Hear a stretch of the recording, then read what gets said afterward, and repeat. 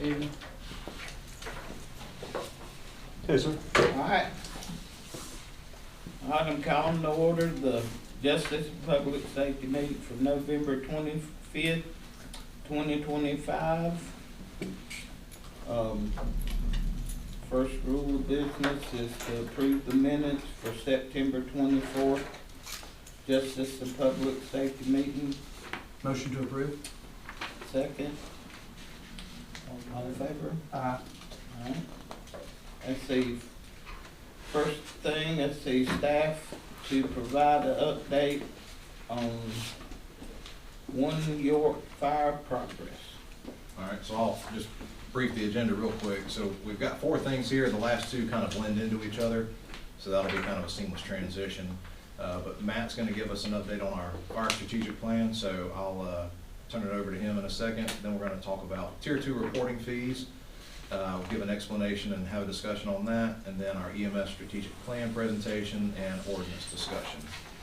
Okay. All right, so with that, I'll turn it over to Matt. So thank you for allowing me to come before the committee tonight to give you some updates on some of our strategic initiatives for our plan and some what we're working for. So we did a deployment analysis of our squad program, and as a result of that, we have reallocated some of our personnel.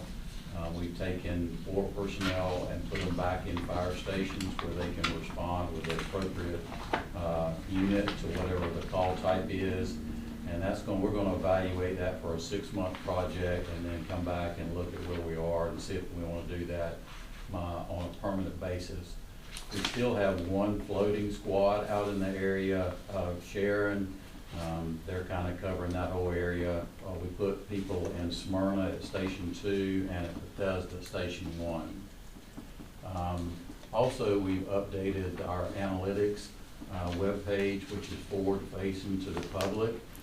We put a lot more data in there. We've been working with our GIS department to make sure that we can pull that data on a monthly basis and share it with the fire services and the community. Next slide, please. Since we last met, we've taken delivery of actually 4, because we got one last week, new engines. These are to make sure that our fleet is modernized. We're also looking at getting rid of some of our legacy equipment, but with council's approval, we have been able to secure 4 new engines since the last time we met. On that note there, are we down doing what you were saying on more of the economical side than just the peer stuff? We are, so we're balancing that, and Matt can speak a little bit more specifically, but the unit actually that was purchased last week was a stock unit that was already on the ground, so it's heavily discounted. A similar unit like that, so the 2 on the right, in today's world, in today's pricing, would have probably been about 1.2 million, creeping up even higher than that. And the one that we purchased most recently was closer to 800,000. Is that because it was end of the year? It wasn't in the year; it was on the ground already, so it was a stock unit. It had been produced, so we, didn't have a lot of options. And you would see the difference in a side-by-side picture. The 2 on the right have a lot of options and specifications that were spec'd out from the beginning. Mm-hmm. We lacked those options, but it's still a very comprehensive basic unit. And so it's heavily discounted because we didn't get to pick and choose all those options. It just came as they call it a stock unit. It came just blanket with what it was. So a few things we'll add on it just to make it operational, like foam and suction, but it's largely just a stripped down basic model. So yes, to Tom's point, it is more economical. And I couldn't remember, are we going to be looking at possibly going back to building some of the grass trucks and Yes, smaller sir. units back in the shop? Yes, sir. So we will continue to build grass units. We've got, I think, 2 or 3 chassis out there. We've just had some staff that's been out. We did finish up 1 chassis for Clover. Yeah, maybe a month and a half ago. So we've got a couple more that are in line. We're just trying to get these new units in and get them in service, get the equipment on them. One thing with and I think it's coming up at the second agenda item, our second agenda meeting in December, is we are looking to continue that stock purchase, which mainly is just it's just a truck coming down the line. It'll have very few options, so we save money and we save time. The 2 units on the right, and David, if I misspeak, but those were ordered in 2022, Correct. and we didn't take delivery on them till last month. So the one that we got on stock, it was actually on the ground in South Carolina, and with council's approval, we purchased that. With the approval coming up, we will also be looking at a stock unit as it's coming down the line. So it'll be bare bones, not looking for a lot of frills. We're just looking for something to get the job done. Just like the 2 on the right and the 1 on the left, we work with the chiefs to say, hey, is there something specific you need for your area? We'll be meeting with Hickory Grove next week to talk about their stock unit and exactly what they're looking for. Oakdale. Sorry? Oakdale. Okay, no, well, yeah, but Hickory Grove, we're meeting with Hickory Grove because the stock unit doesn't have a lot on it, and then we'll meet with Hickory Grove in a couple of weeks, but yeah. Now, most I mean, all these okay. truck pack are they, y'all staying with most of the same engine, transmission, run gear, or? Those up there are PACCARs. The most recent one we purchased was an L9. But Mike felt comfortable he could work on it, wouldn't see any issues with it. And we also did a pre-construction for Flint Hills ladder truck. And David, again, we awarded that contract to build that truck in '23. And so now it's getting ready to go to pre-construction. So we met with Flint Hill and the vendor to go over the specifications of the truck. And once approved, we're looking at probably about 6 months. So hopefully about June or July, we'll have a ladder truck in Flint Hill. We've also nearing completion of air compressors in every fire department, not in every station, but every fire department, as part of a strategic initiative to make sure we have safety first is our goal with firefighters. All right, so the last slide I have is we're continuing to work with Human Resources on reclassifying 2 firefighters to firefighter paramedics. We're also looking at doing a outside study of our fire station locations. We also want to look at our fleet. Mike and I were talking the other day, it's time for us to move some fleet around and have a discussion about what needs to leave our fleet because it's legacy. We also want to go back to our fire advisory board and confirm our response standards, which means the time it takes for them to respond to a call, turnout, travel time. So we want to revisit that as part of our next step towards our strategic initiatives. And we want to continue to evaluate the squad program.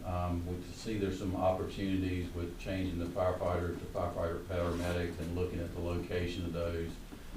So that's some of the initiatives we have. We've also had some discussions with some tax boards about staffing and what that looks like. We've had some discussions with them about transitioning some of their staff to county employees. And I got a call from a chief today that wants to talk about meeting to have county staff in his station at a fire district. So that's something that's probably, I don't know if Dave wants to talk to it, probably three months out that we'll probably maybe get down deep into looking at what that looks like for next year's budget. Yeah, not to go down into a rabbit hole on it, but it would require some action by council to do that. Obviously, this isn't authoritative, us trying to take the reins, but it's a partnership together with them.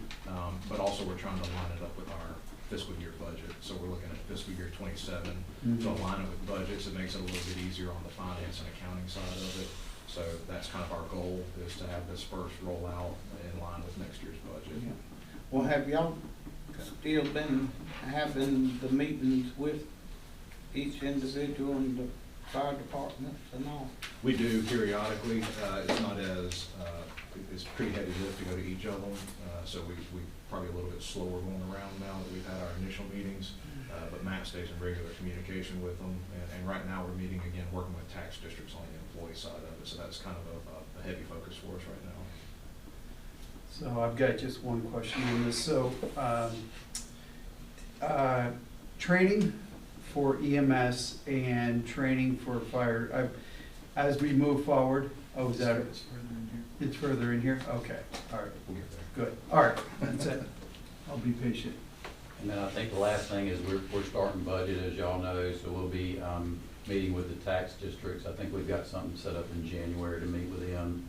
But internally, fire service is looking forward to looking at capital improvement programs and staffing as well. When you say capital improvement, do you mean potentially repositioning where our volunteer fire departments are Yes, sir. physically? Yes, sir. Okay. That's a potential, but that's a pretty heavy lift, so we're Mhm. looking in this next It's a big budget to lift. engage a consultant with that. Yeah. We've got a lot of data through GIS, but it's difficult for staff to siphon that into a decision. Yeah. So Mhm. the good thing is we've already got a head start on it with data. Yeah. Now we just need some help kind of strategically Sure. processing that. Yeah. Measuring it also out with growth in the county. You know, Mhm. one of the things that Matt and I have talked about is that Newport area is Yeah. pretty significant, that small district plan. Yes. So that's kind of what we're looking and measuring against as we talk about station locations, but also the facilities that they're in, any upgrades or potential renovations that are needed in order to accommodate 24-hour staffing in the long run. Yeah. And this may already be in place, but a floater program? So where we see an imbalance of support, we have some type of floater pool that you can float support around the community? So, that's kind of what we're doing with the squad program, and we've offered that to other departments if they are Mhm. low on staffing for whatever reasons. Some of the way the tax districts are set up, that can get a little, on the line there, and we have to kind of be careful about that money going to a different district. Mm-hmm. But from the county's point, yes, we can do that because it's one huge rural fire district. And we've offered that to a couple of different departments. If they have staffing challenges, we'll be glad to do that. Also, as part of the budget, we're looking at also adding what I call part-timers. We call them casual part-timers, but those are people that can fill in if somebody's out sick, if they're FMLA. Right.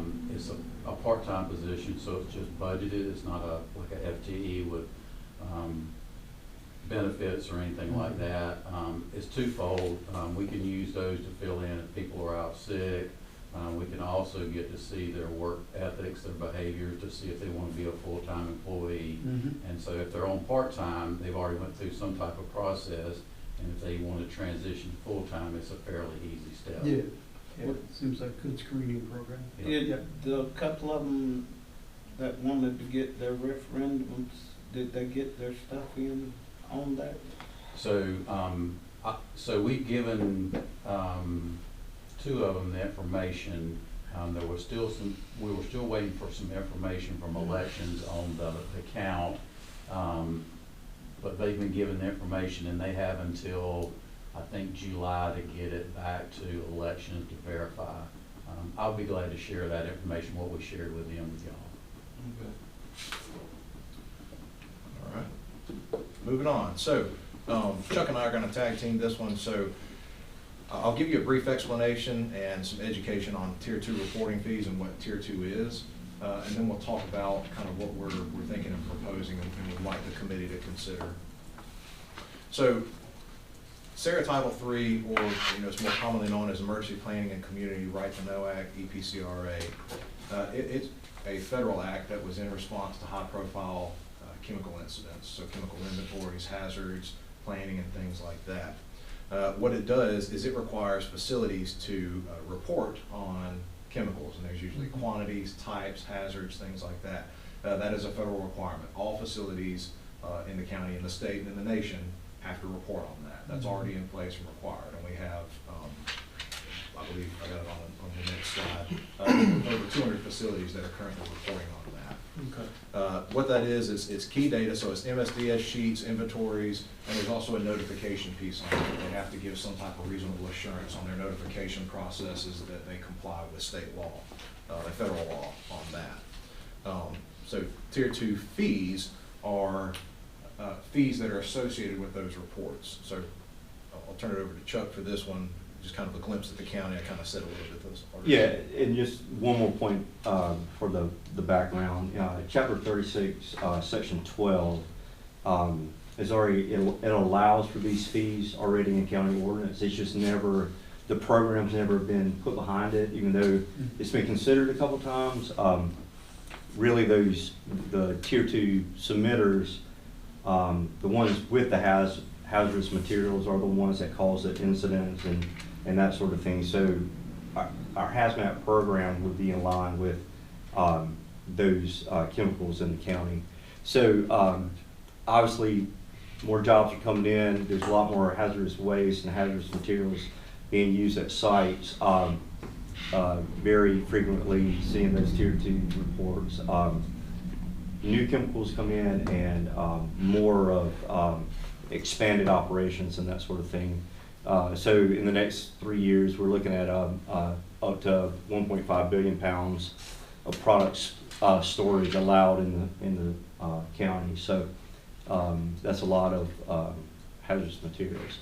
One of the problems that we continue to run into, especially recently, is inconsistent funding from federal sources.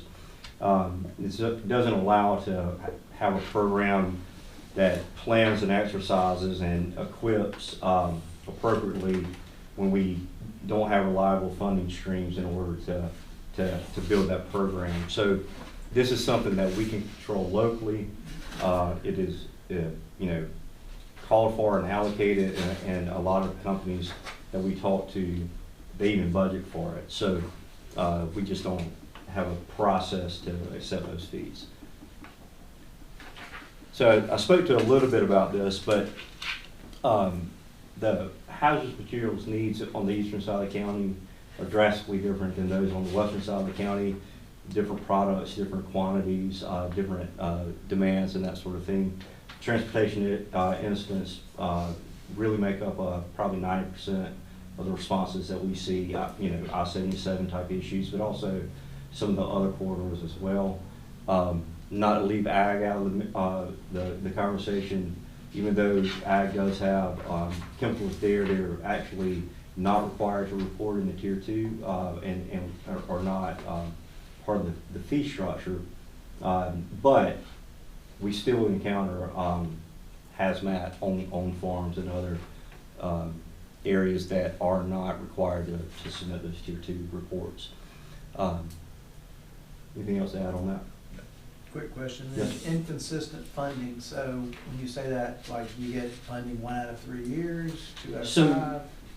Right, and really with state and federal programs, we're seeing like $20,000 to $30,000, which is not adequate to staff and equip, train a hazmat team. So equipment and training, how much money do you need on an annual basis, would you say? Or are you gonna give us that later? Yeah, well, so probably more towards 100,000 to once it's kind of up and running.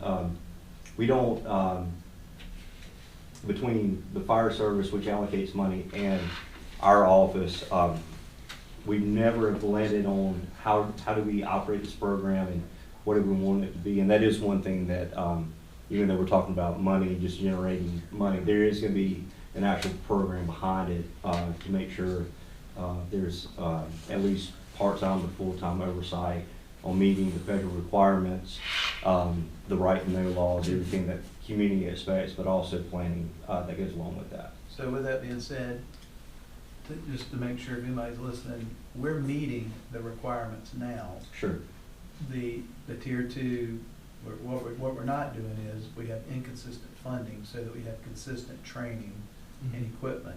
Right. But as it relates to the federal and state governments, we are in compliance with all the companies that, Sure. 215 you mentioned that are housing, yeah, okay. Just want to make sure. Yeah, we're this there. is not a compliance issue. We want to do better. Yes. Right. okay. Yeah, So, that's a great point though, because we are meeting the demand and responding. But this is one of those, to Chuck's point, as the county grows and we continue to evolve, we also recognize that we can do things better and there's opportunities for improvement, and that's a piece of this. That's great. Yeah. So you- Love it. Wanting us to keep in mind in the budget, you allocate more. No, I'm sorry. We'll get there, just hold on. Okay. We'll get there in a second. So, So if we were to model, but if so, where we're going with this, if I was to say there's a certain county or a certain area we want to model. so give me, that's the next slide. Oh, So there it is, okay. Here, You're good, though. Oh, yeah, I'm just trying to think ahead. you know? You're tracking along, because It's like, we oh, are. look at that, We right? are looking at Yeah. benchmarks. There you So, go. talking about the fees and what they support, and Chuck spoke to this, we're talking about hazmat training. So not just, we are training, but it's ramping that program up. The planning aspect, which largely is housed in emergency management, and also the opportunity for not just replacing equipment, but newer, more modern technology as well. So those are kind of the three-pronged approach to it. Gotcha. And so for Tom's question right there, we have looked and kind of benchmarked against some areas. So North Carolina is unique. North Carolina has a blanket tier 2 reporting structure and fee across the entire state. Here in South Carolina, I believe Montgomery, is that Alabama? Is that in? Maryland. No, Maryland. Maryland, Maryland. So we just kind of looked at some peer counties across the state and region, and these are just some examples. We're not necessarily recommending adoption of any of these, we just wanted to show you examples of who else is collecting. Interestingly enough, Greenville County is probably on the lowest side of all of these, but I would imagine that theirs is probably just volume is generating Okay. enough funding for them. But you can see Charleston and Montgomery are very similar. And so if we chose to, we could easily structure this similar to something like that. Okay. But to your point, kind of benchmarking and looking at examples That's out good. there, that this is what is existing out there. So David, you said collecting, so what you're saying is that potentially the 215 sites that apply, they would pay a fee to us so that we could police what they're doing and keep them as safe as possible and our Correct. citizens safe. Yes, sir, and there is a committee locally, it's the Local Emergency Planning Committee, Mhm. and that is kind of the gatekeeper of Mhm. tier 2 reporting in the Mhm. county. And it's a group that's constituted of emergency management, fire, EMS professionals, and also plant Mhm. representatives that are willing to participate in that. Good. That's So good. there is an arm that This is actively good. is engaged and meets, and is Yeah. actually even more so establishing some committees and deepening their work in the county. Well, the more we can, this gets baked out, and then more we talk about it, and we road show it, is critical for that. Yeah, perfect, yeah. So, quick discussion point, you've already asked a lot of the great questions. What I'm doing with economic development is I've had this discussion with Mitch, and because we want to gauge kind of the impact of it, we don't Mhm. want to just operate in a vacuum without any input from existing industry particularly. We've discussed surveying just a random number, maybe 10 or 15 of our existing industries to find out how this would impact them, if they would be impacted negatively, with their budgets or their planning. But then what we hear frequently is that most plants, particularly large ones that are nationwide or worldwide, they already budget for these things. So we're gonna work with Mitch to create a survey and send that out to existing industry again, so that we're not just operating in a vacuum from the emergency response side of it, that we are trying to work with and understand the industry side of it as well. We figure that's our best way to partner with them in this effort.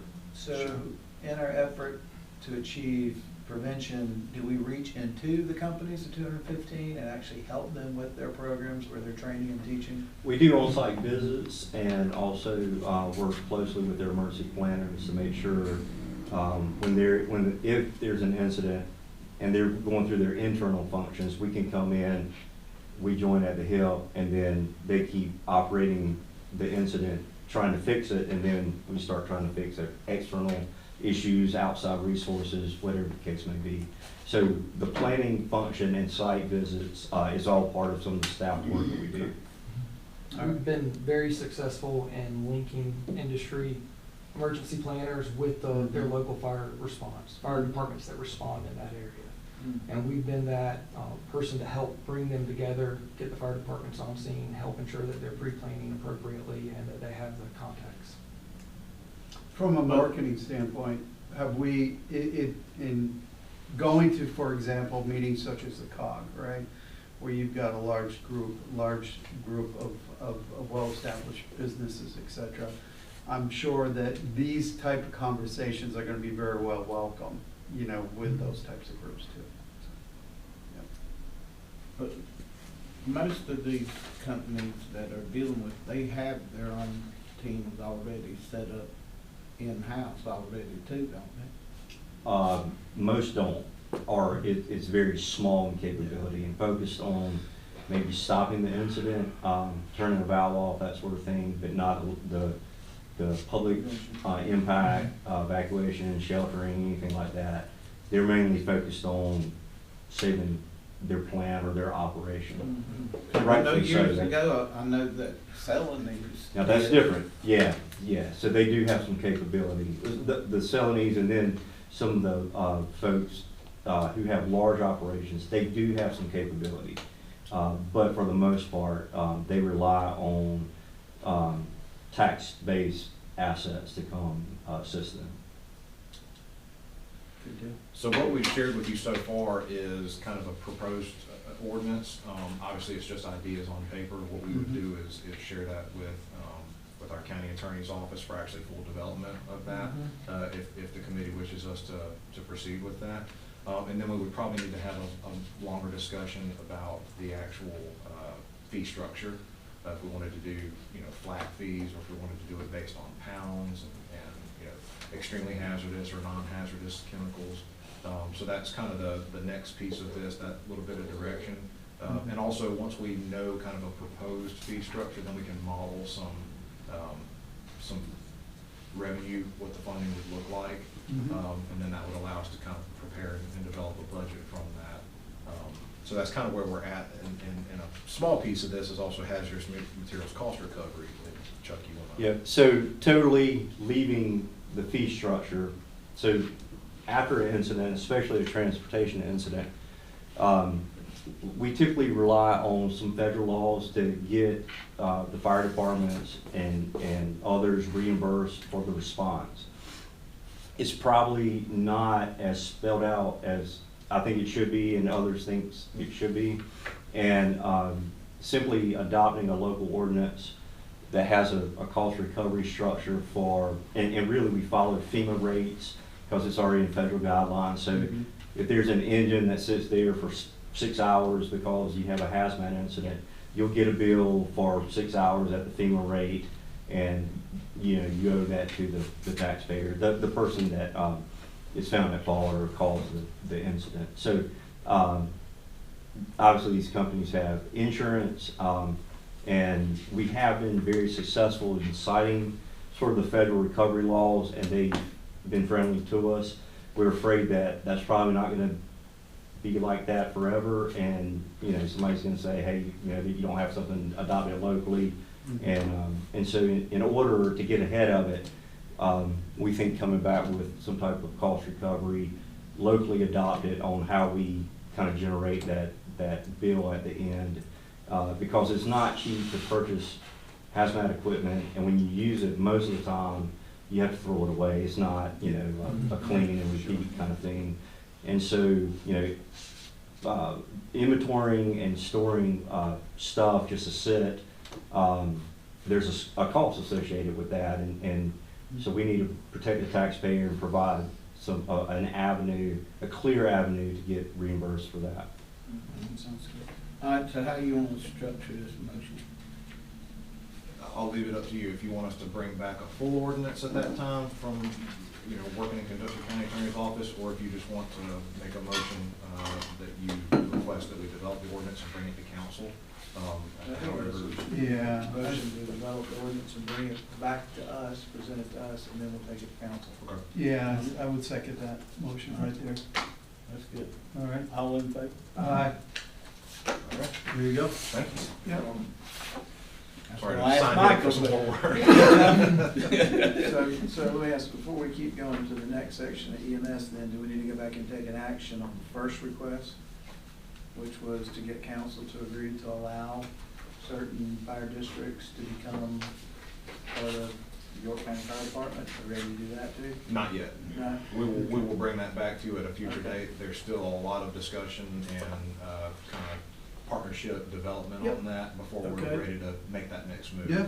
But Okay. But we do yeah. look forward to bringing something back toward you, to Yeah, you. 100%. And y'all do a lot of discussing on that. Yes, sir. Yeah. Mhm. Yeah. Well, we- some Sounds are good. asking for it, that's why I was That's asking the right. question. Yeah. Okay. So there will be That- something brought that was before you. the whole thing about Mhm. Yeah, them helping build that whole, collaborating, yeah. Yep, Yes, sounds sir. good. Very important. All right, All so right, we got down here. Yes. we will move on to our EMS strategic plan. So what we're actually proposing and would like to present to you is our draft strategic plan for EMS. So this is two-pronged. We'll actually have an EMS strategic plan, probably more so terminated in that 5-year timeframe, I think is what we're looking at with this one. Obviously, when we get beyond 5 years, there's a lot of pieces that are hard to necessarily hypothesize where we would land. But this 5-year plan definitely gives us a path forward and some direction. But then additionally, we're gonna briefly discuss the EMS ordinance development, which I'm glad Michael's here, that we just got the most recent copy of that and have made several edits and updates to that, so I'll brief on that in a moment. Okay. So the purpose, this is one of council's safe community initiatives. As part of the safe community goal is a 5-year, 5 and 10-year fire, EMS, and law enforcement sheriff's office plan.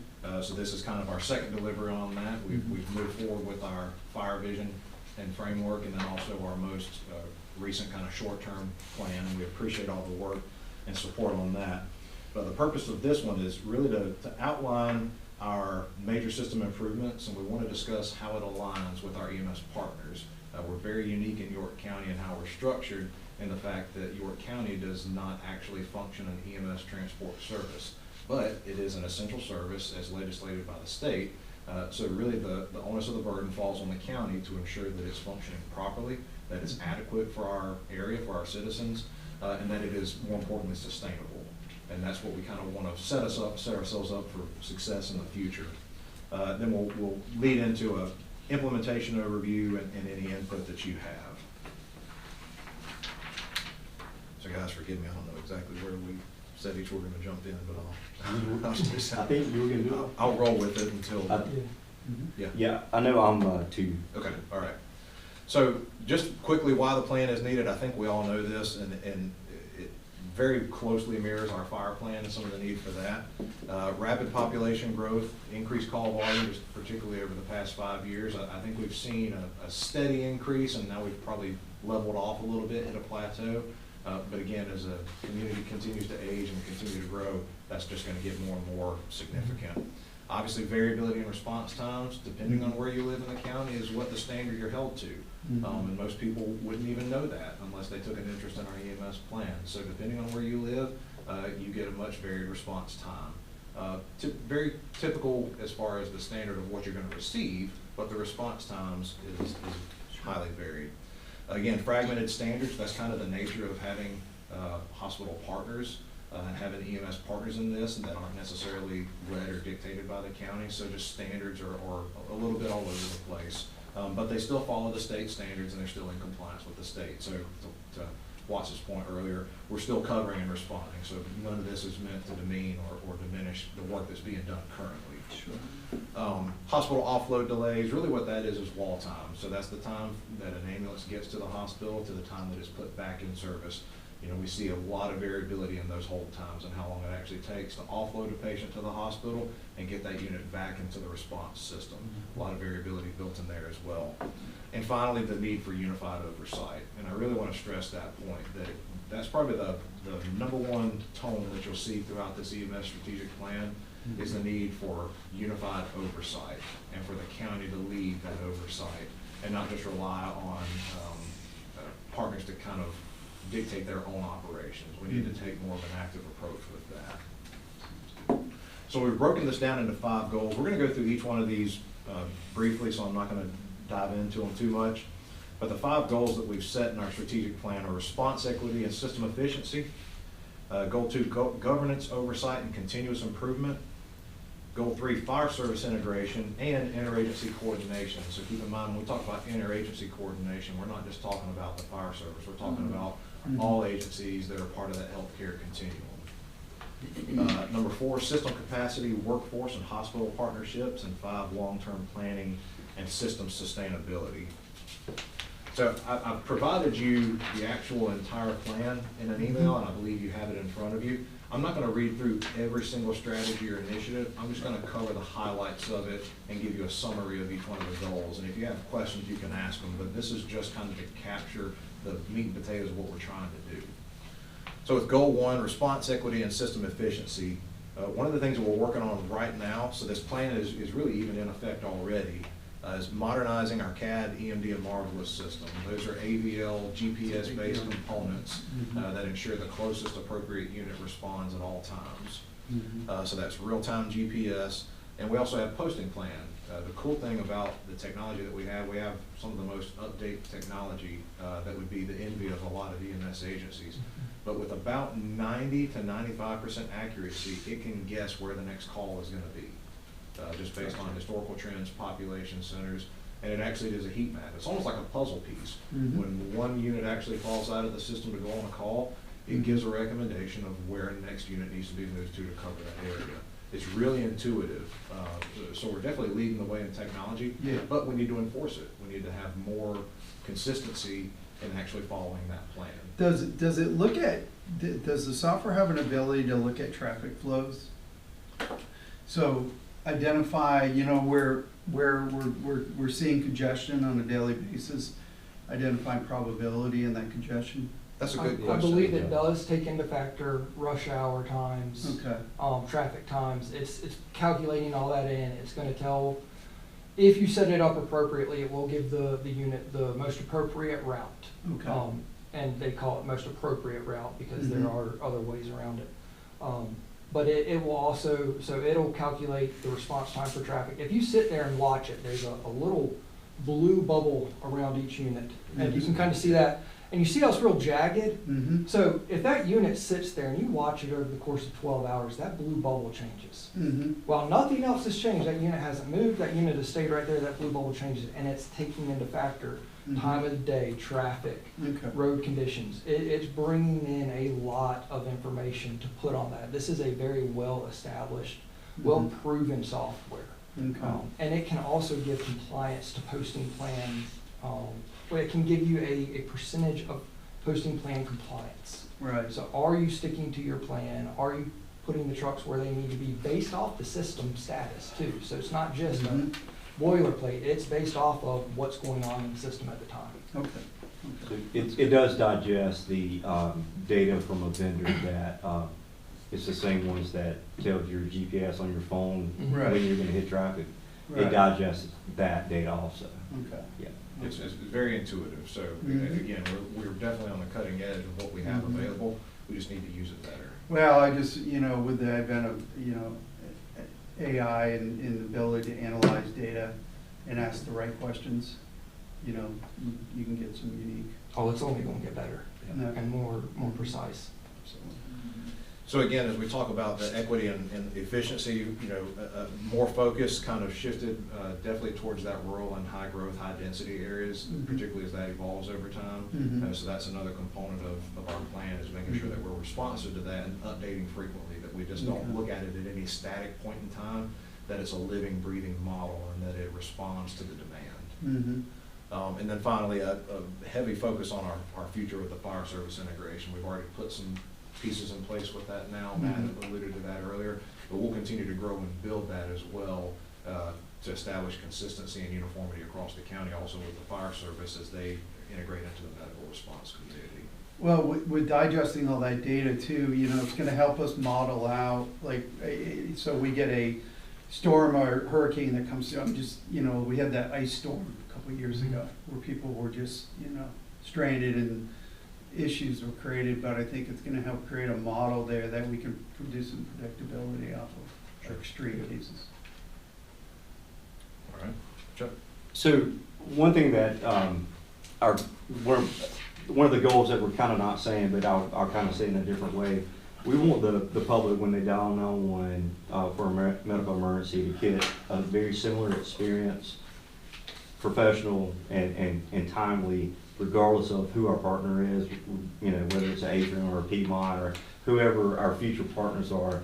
So we kind of want to create a plan and put some things in the plan, and then some follow-on processes that helps with getting into the system within York County and staying in the system, and then that's going to leave outcomes, patient outcomes, as good as they can be. And so application renewals, this is something that really has never been done here before, but those wanting to participate within the York County system, there's got to be a process for that and some oversight, and then, you know, obviously some enforcement. Staffing and readiness, typically we rely on kind of annual reports on, you know, whether or not, you know, our partners, you know, met, you know, their objective or not. We envision more daily, weekly type of, and sometimes minute by minute monitoring of the EMS system is kind of short-sighted, just to wait till an annual report gets to us to say there's a problem. When we know there's a problem, we need to be doing something about it, and we need the tools to do that. The key performance indicators, a dashboard, even public facing, sort of like the fire service has for the public to see on how we're doing in some of the goals that we have. Something that is kind of new to us, but has always kind of been talked about, is a pre-hospital committee, both looking at the medical outcomes, you know, quality assurance topics that's done in hospital settings all the time, and then operational topics that, you know, more, you know, what the posting plan looks like, you know, how could we make the best outcome for 911 calls. Unified protocols, this is something we do not have, so you may get an ambulance that has a set of protocols where, and this isn't true in York County, but it could be where they don't provide pain medicine. For some patients, they would get pain medicine, you have to get one that doesn't. And so your experience in the EMS system in York County is going to be vastly different than someone else's, and we don't want that. We want all of the standards and the care provided to be to meet the expectation of council and those that are that visit York County and our citizens here in York County. Modern medicine is our goal. Root cause is something that we want to ensure that takes place. And again, this is kind of review committees. We talk about averages a lot, and a lot of reports are based on averages. Well, that's 40,000 calls. And so there's a lot of outliers from that average, and that's really what we want to look at. You know, if we have a 12-minute average throughout the county, and at a, you know, or a 12-minute 90% response, that would be what we're looking for. When we have a 12-minute just pure average with that amount of call volume, it's a whole lot of calls that can have really extended call times and could lead to negative outcomes. And that we want to start grabbing those and learning from them. And other than a voluntarily just kind of going through the motions, we don't have that shored up yet.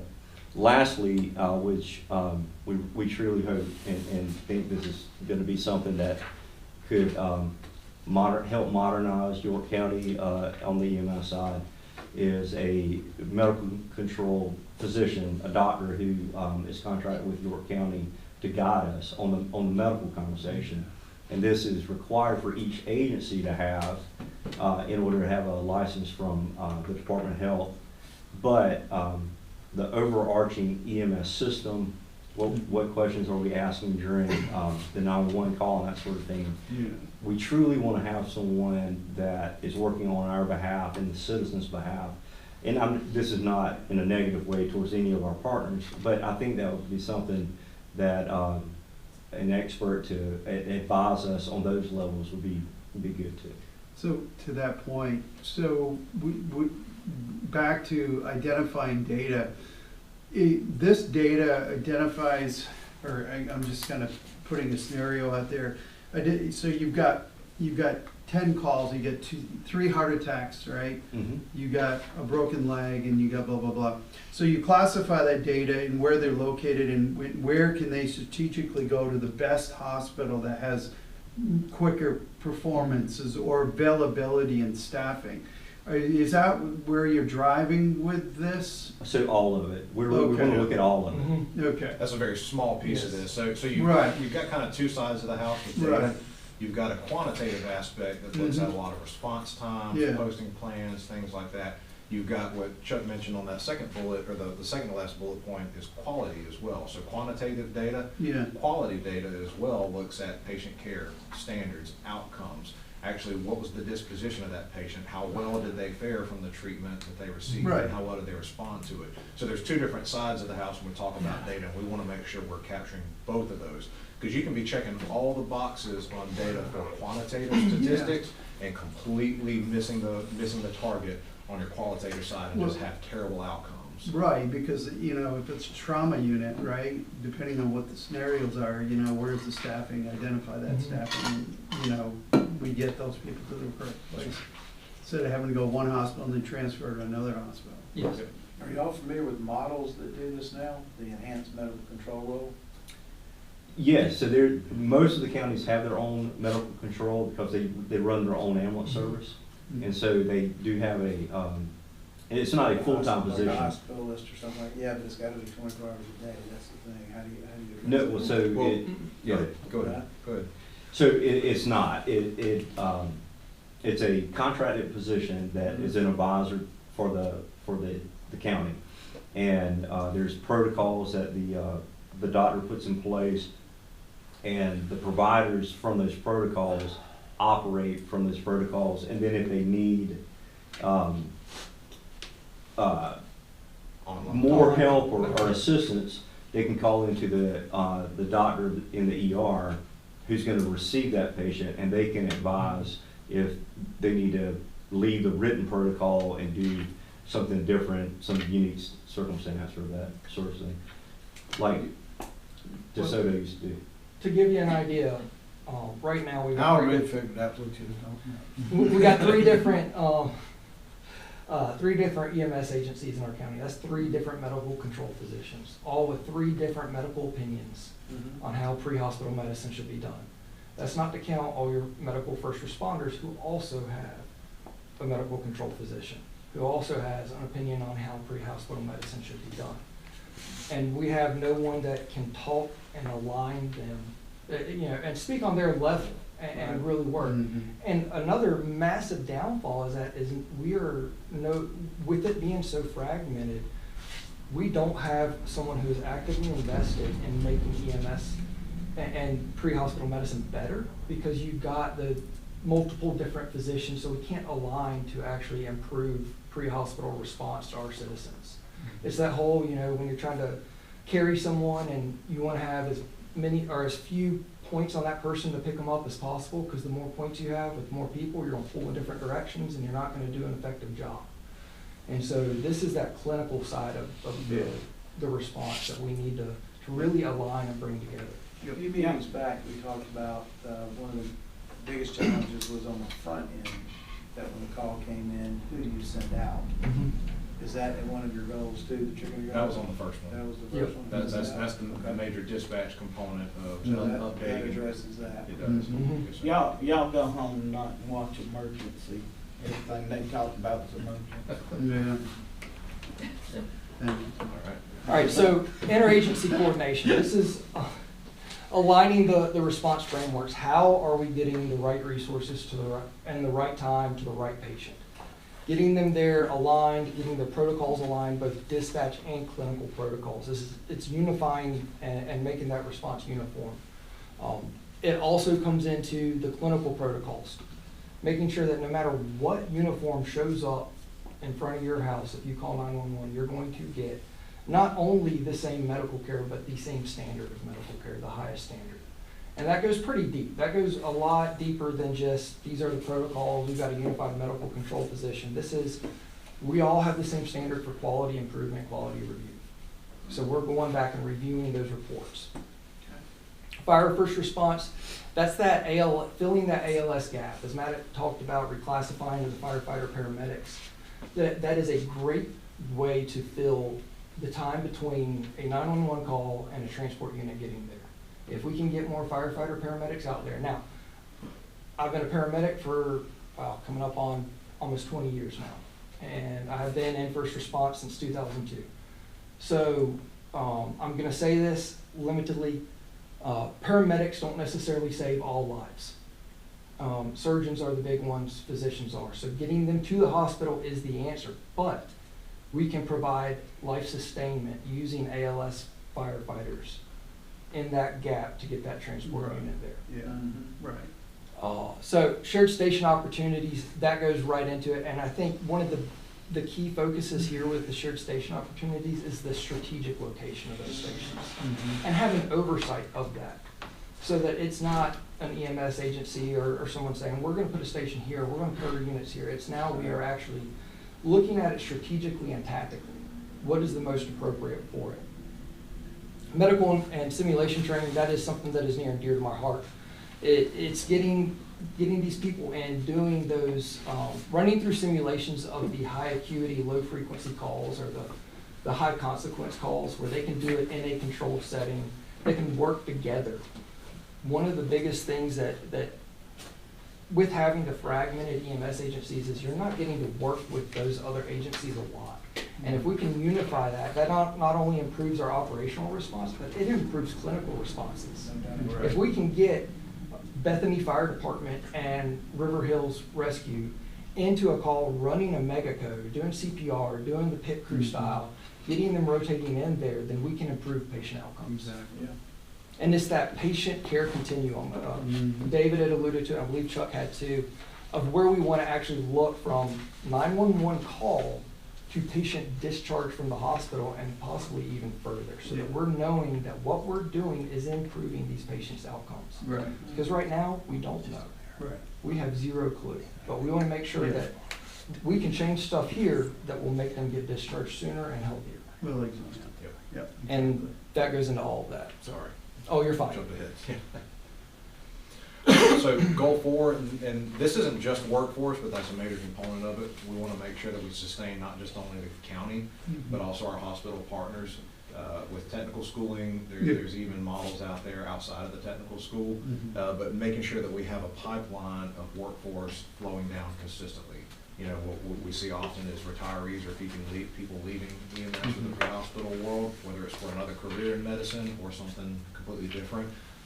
Funny enough, the 3 people sitting on this side of the table are certified paramedics that are no longer working on an ambulance, so maybe we're good examples of this. But we all have a very highly vested interest in this and seeing it work, and we know the need that is out there.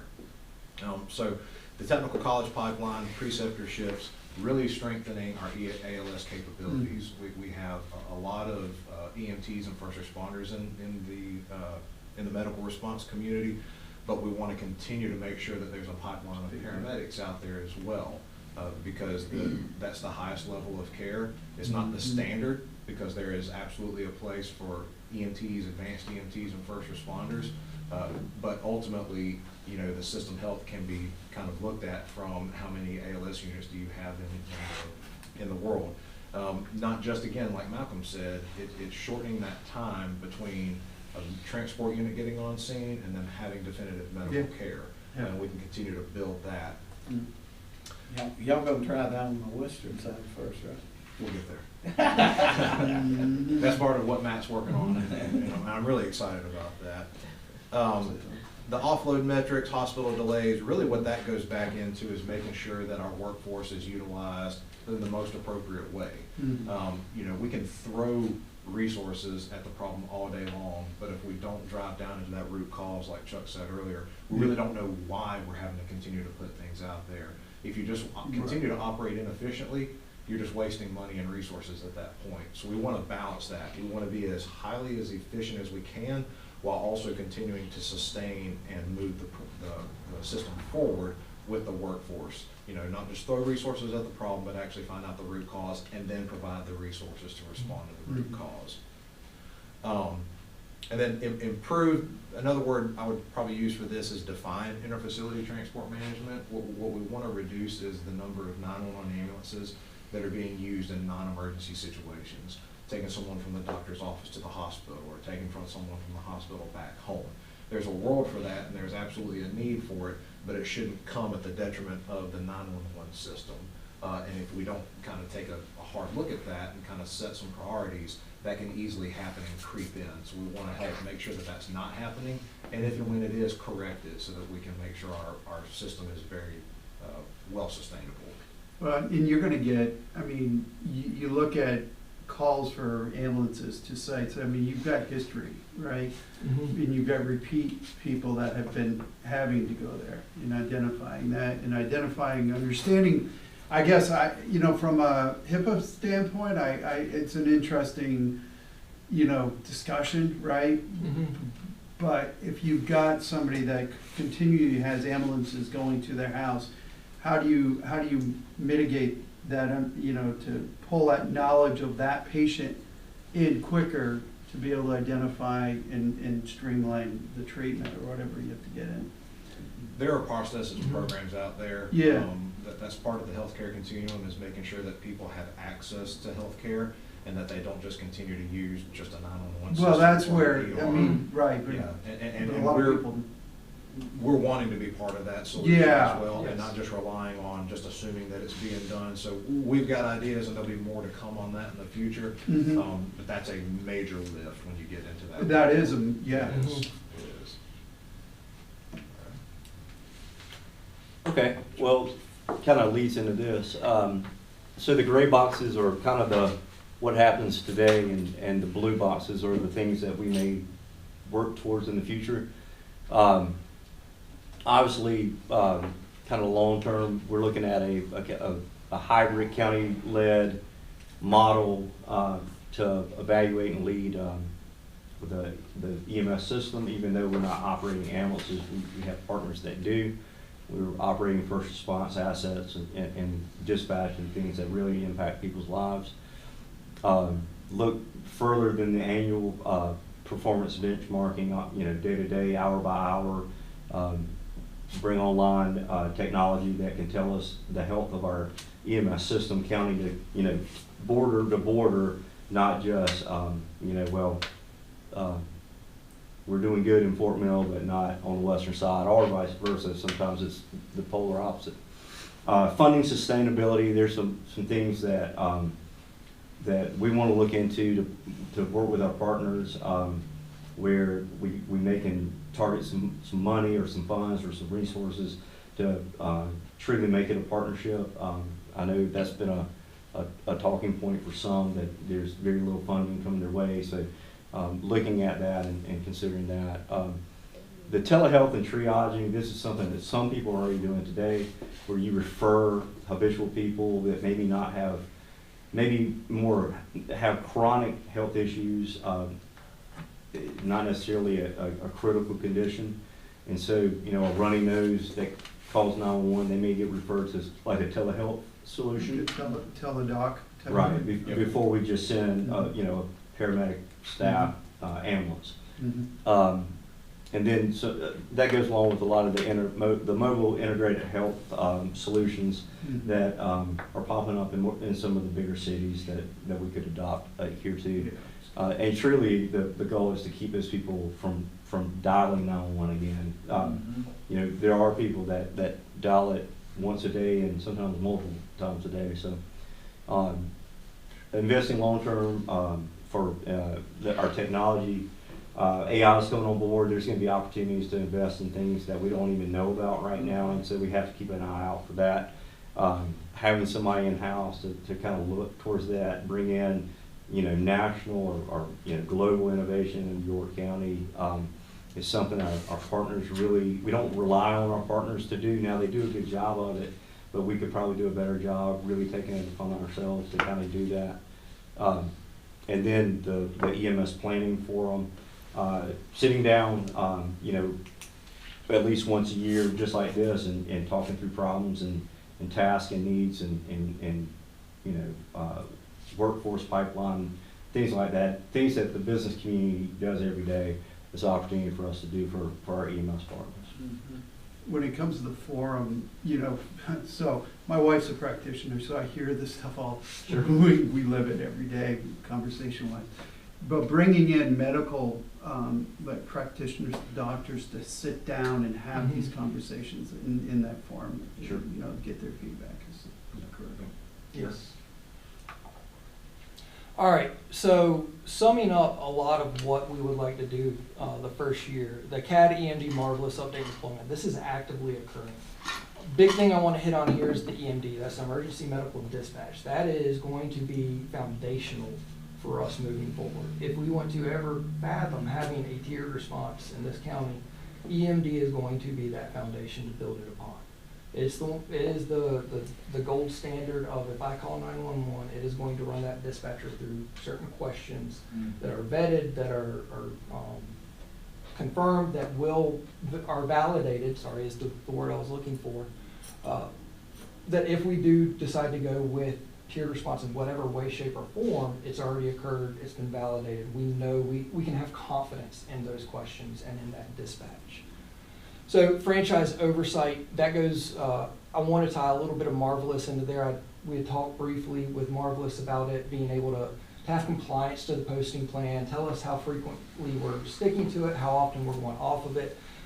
That'll be part of that. And then the medical director, we had spoken on that as well, really aligning clinical efforts, because a lot of the discussion we've had in the past with EMS is focused very much on the operation of EMS.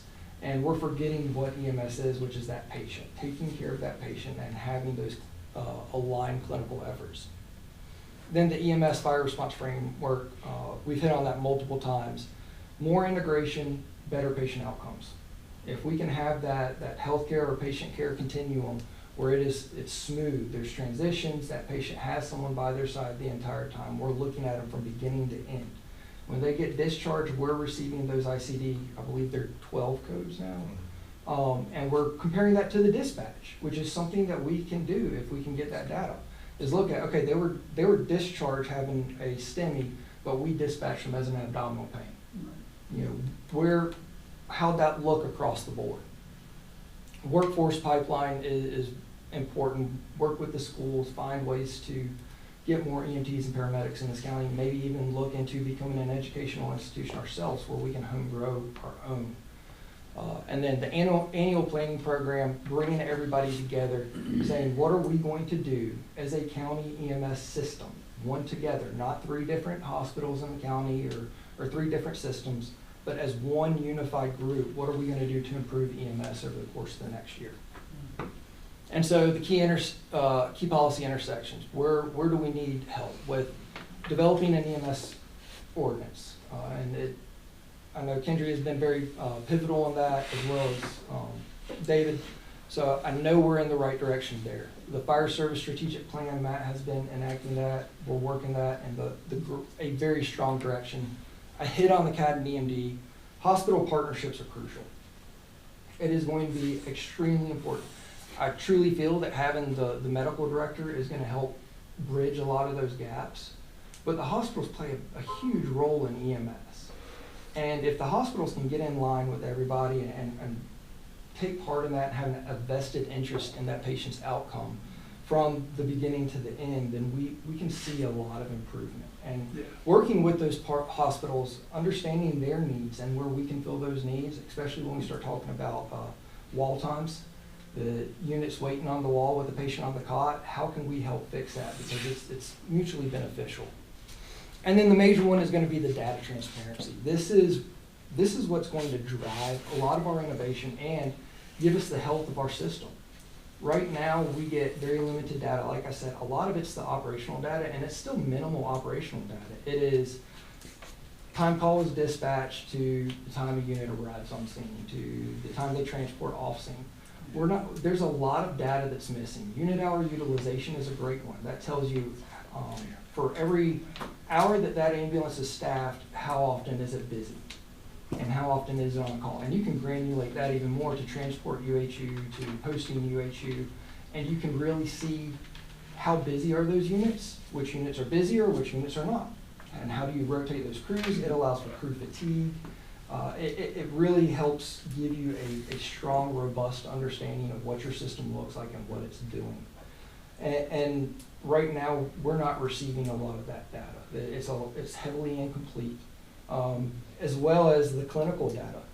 If we don't know what I brought up STEMIs earlier. If you call 911 for having chest pain and you have an ST elevation, myocardial infarction, or a heart attack, we don't know how long it takes from the time you dial 911 to the time you end up in the cath lab. And that's a gold standard for EMS, is to know that time. We're not looking at cardiac, or we don't know, I'm not saying that we're not looking at it, but we don't know the cardiac arrest survival rates in this county.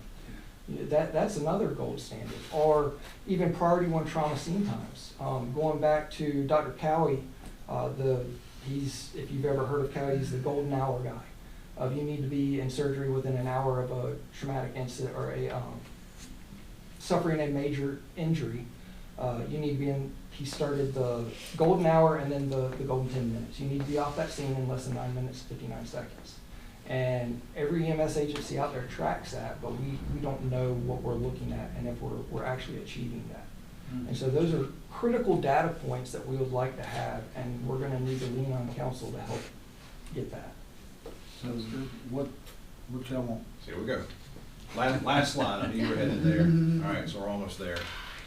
So what we have worked on with our outside counsel, myself, Michael, and Laura, our outside counsel, is we have drafted an EMS franchise ordinance. So this covers a lot of the things that we just talked about already, particularly the data piece that Malcolm talked about, but also the compliance piece of following our posting plan, integrating with our technologies, and sharing that. So number one, it's transparent, and number two, that it's actually adequate and it's not just piecemeal based on who's in a seat at a certain time. So we've developed a draft of that ordinance. It's a franchise application and a renewal process. It gives the county greater oversight to actually monitor the system health and ensure that it is compliant with our requirements.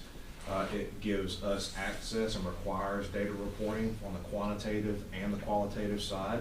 It gives us oversight and a little bit more probably ability to give direction on the non-emergency transport piece of it, being able to monitor that and actually enforce kind of, hey, we need to treat this as separate outside of the 911 system.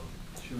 And it really gives us also a process as we bring in future systems into the EMS response community in York County. We largely don't have a process for that. This franchise accountability piece gives us the ability to vet and have them apply, and then we can also ensure that they're compliant at all times. Ultimately, it's really to serve the citizens the best and ensure that they're receiving the level of care that is appropriate to them. So you don't actually have a draft of that ordinance yet, because I actually just got back our most recent, I'm not gonna call it final yet, but our most recent draft yesterday. Gone through it and taken some notes on it. I think we're about 98% there. I really do think that we're about ready to push that across the finish line. So I guess, Chairman, to your point, we can either bring that back to this committee, or you could choose, if you wanted to move that to full council. And then also, if you wish for us to bring this EMS strategic plan, since it is a safe community initiative, and present similar that we did with the fire strategic plan, we'd be happy to present that to council as well. If they want to walk hand in hand, that we present and offer those both at the same time to county council, I'll rely on your direction of what you prefer with that. For it to go direct or come here? Well, I'm going to council to me, what you know. well, yeah, I mean, I guess my only question would be that I would like to see the final draft before we send it to council. Okay. That'd be my opinion. I would agree. I've shared this with our county staff so many times. The committee knows something and the council members don't know what the committee members know. I think you need to come present to us, then I think you need to communicate with each council member what we learned in our committee, which means you got 4 people to speak to, and then go present to council. Okay. I think, my opinion, having been served since 2023, I think it's important to over-communicate what it is we're gonna consider. Yes, sir. So people have time to get comfortable with it and actually vote on it with knowledge, instead of hearing it in the moment and then expected to take action on it. So if that's the route that we take, what that also will give us time to do is actually discuss this with our hospital partners before it comes Sure. to council. So Sure. we can Yeah. have a little bit of education period and solicit, their kind of input Yeah. on that. We really don't want to leave a lot of, room in the margins for edits and things, Yeah. because again, this is really trying to set the county up for oversight Yeah. and sustainability. But again, it does impact them, so we shouldn't just operate in a vacuum on that. 100%, yeah. And same thing with our strategic plan, sharing that with them at the same time. So, I Yeah. mean, that's something that I think we can definitely accomplish in short order. Our next meeting, guys, you can knock that out. Yeah. Have you got any updates as far as what we talked about last time, as far as on the radio? Motorola? Yeah. Yep, so that'll be a council agenda item that comes in December, at December the 15th. So we finally got a final proposal that's worked through all of the county staff. And I actually saw it's not on the first, but Tierra put the placeholder for the December the 15th meeting. So we finished all those negotiations and actually have the finalized contract with them. At that same meeting, you'll also have an item that we'll bring forward for a communications consultant as well. So, three-phased process with them, but most importantly, the first phase will be our gap analysis and needs study. That'll probably take about 5.5 months to complete, and then we'll present those findings to council as well. Because there are probably some future priorities and funding that we'll discuss: paging integration, tower sites, upgrades to our system. Some of that is covered in our Motorola contract, some of it is outside of that contract. So our consultant is gonna help guide us on making those decisions. Okay, sounds good. You got anything for executive? No, sir, thank you. All right, one non-agenda item, not really to talk about, just like to bring it up right quick. Mental health, would that fall into y'all's category, with citizens with mental health? No, not I necessarily. don't think I mean, Depends. Let me share how this came up, and then let's figure out who needs to address this, if it needs to be addressed at all. So I went to a meeting 2 years ago with Judge Woodruff. She called a meeting. She had all agencies together, including the judges here in the county, so municipal judges. And the one takeaway that I took from this conversation relating to mental health, those that have mental health issues and reside in this county, was that today, somebody could have gone through the Rockville court system as an example and been fined or tried for something, but Catawba Mental Health had no idea, York County Sheriff's Department had no idea. Nobody knows where somebody is in the system. Right. I was blown away that in a county, when you have, these could be pretty serious issues we're talking about, and a ton of recidivism, that there's no one entity that is the purveyor of where this person actually is in the system and where they physically are in this county. And how much time we spend chasing them down when they haven't filled their medications, because it's typically when they have an incident. So I don't know who oversees that, but So, I think at some point, this needs to get on our radar, and some entity needs to take ownership of this, and let's figure out how to bring everybody together so they're aware of what's going on with this mental health patient. so we have those meetings once a month with NAMI, Yeah, you know? I know. And as part of that, you know, and a part of what we approved was the ACT program, which with $100,000 went Mhm. towards wellness checks on these people, Right. you know, to apply. But Tony is actually applying an additional principle from within his jailhouse structure as far as when it comes to mental health. So I'm thinking too that we should, this is a NAMI discussion. Also, They were Piedmont has, in the room that day. yeah, Piedmont has opened up additional beds also for, I think, youth when it comes to mental health. I think there is some more facilities available at Piedmont Hospital, but it's a great discussion. We need to have that. Well, Driven make further. sure we didn't lose Yeah. sight of what I was Yeah. saying. There was no one point of contact Mhm. that was the purveyor of the information and make everybody else in the system aware of what happened with that person today.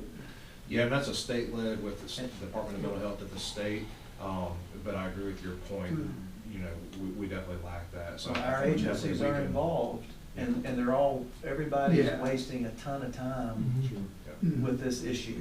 Yeah, we can talk about that internally. Okay. Yeah, it's All right. a good Thank discussion. you. All right, All right, motion we got to it. adjourn? Second. All in favor? Aye. You all have a great Thanksgiving. Thank you. You too, Cal. Thank you.